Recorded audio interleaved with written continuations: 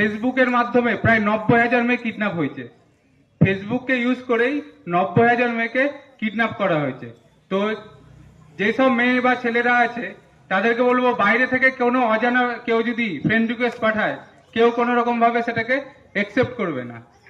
আর আরেকটা নতুন দেখা দিচ্ছে, আমাদের থানায় এসেছিল ক্লাস 6-এ পড়ে একটা মেয়ে, 12 বছর না 13 বছর বয়স, ক্লাস 6-এ পড়ে। মেয়েটার মায়ের মোবাইলে ইনস্টাগ্রাম করে। ইনস্টাগ্রাম শুনেছেন, বাচ্চারা ছোটরা করে, বড়রা অনেকে শোনেনি, ইনস্টাগ্রাম করে। মেয়েটাকে একটা অ্যাকাউন্ট থেকে ফ্রেন্ড রিকোয়েস্ট এসছে, নাম বান্ধবীর নাম করে একটা রিকোয়েস্ট এসছে, বন্ধু এসছে। এবার সেটাকে কি করেছে, একসেপ্ট করেছে, যে আমার বান্ধবী তো আমাকে ফ্রেন্ড রিকোয়েস্ট পাঠিয়েছে, আমি এটা একসেপ্ট করি।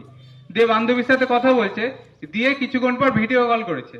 তো মেয়েটা ভিডিও কল ধরেছে, যে বান্ধবী আমাকে ভিডিও কল করছে, আমি ভিডিও কলটা ধরি। যখনই ভিডিও কলটা করেছে, আমি যদি ভিডিও কল ধরি, আমার এদিকে আমার মুখ, অন্যদিকে কার মুখ থাকবে, অন্যজনের মুখ। সেদিকে কি দেখা গেছে, একটা ছেলে উলঙ্গ অবস্থায় দাঁড়িয়ে আছে। সেটাকে কি করেছে, 10 সেকেন্ডের জন্য সেই স্ক্রিন রেকর্ড করে নিয়েছে, দিয়ে সেটাকে ফেসবুকে ছাড়ছে। দিয়ে মেয়ের মা বাবার কাছে দাবি করছে, এটা আমি আবার ছেড়ে দেবো, আরো ভাইরাল করব, যদি আমাকে 20,000 বা 30,000 টাকা না দেন। তো বাচ্চাদের হাতে বলে না যে মোবাইল দিতে হয় না, তো কিছু কারণের জন্য বলছি বাচ্চারা এগুলো বোঝে না। ক্লাস 6-এ পড়ে মেয়ে কি বুঝবে, অতটা বোঝার ক্ষমতা নেই। যে 10 সেকেন্ডে যদি ভিডিও হয়ে যায়, মুখটা যদি এদিকে থাকে, অন্যদিকে যদি কোনো একটা বাজে ছবি থাকে, সেটাতে সবারই সম্মানহানি হয়, সে ছোট হোক বা বড়। তো মোবাইলে যদি কোনো আননোন জায়গা থেকে রিকোয়েস্ট আসে, যাকে চিনেনি না, তাদেরকে কাউকে একসেপ্ট করবেন না কোনো সময়। আপনাকে ফোন করলো, ফোন করে বলছেন আপনার নামেই আধার কার্ড নাম্বার এটা, স্বামীর নাম এটা, বাড়ি এখানে, অ্যাড্রেস থানা এখানে, সব বললো, সব মিলে গেল। আপনি বললেন হ্যাঁ।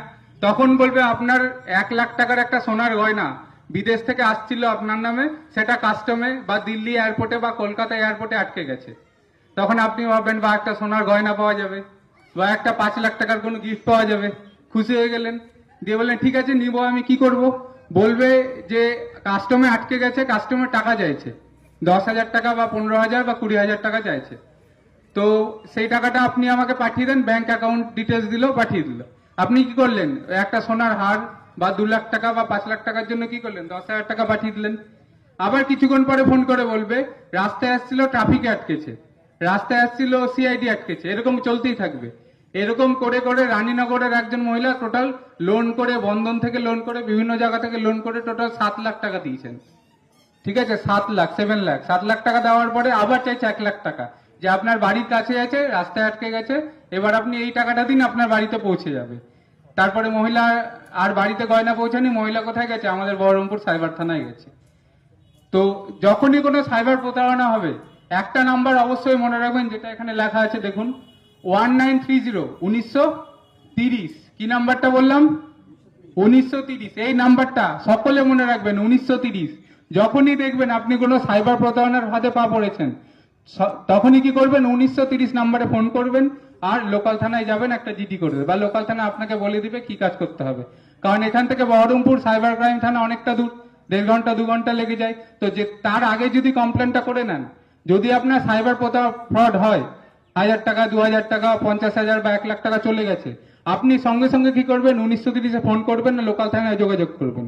কারণ যত তাড়াতাড়ি, 1 ঘন্টার মধ্যে কমপ্লেন করতে পারলে আপনার টাকা আটকে থাকবে। যদি 2 ঘন্টা, 3 ঘন্টা, 4 ঘন্টা হয়, টাকা কিন্তু বেরিয়ে যাবে। সেই জন্য বলছি সাইবার থানা যাওয়ার আগে একবার লোকাল থানায় যোগাযোগ করবেন, আর 1930-এ একটা ফোন করবেন। তাহলে যতটা সম্ভব 1 ঘন্টা, আধা ঘন্টার মধ্যে কমপ্লেন করতে পারলে টাকাটা কি হবে, আটকে যাবে।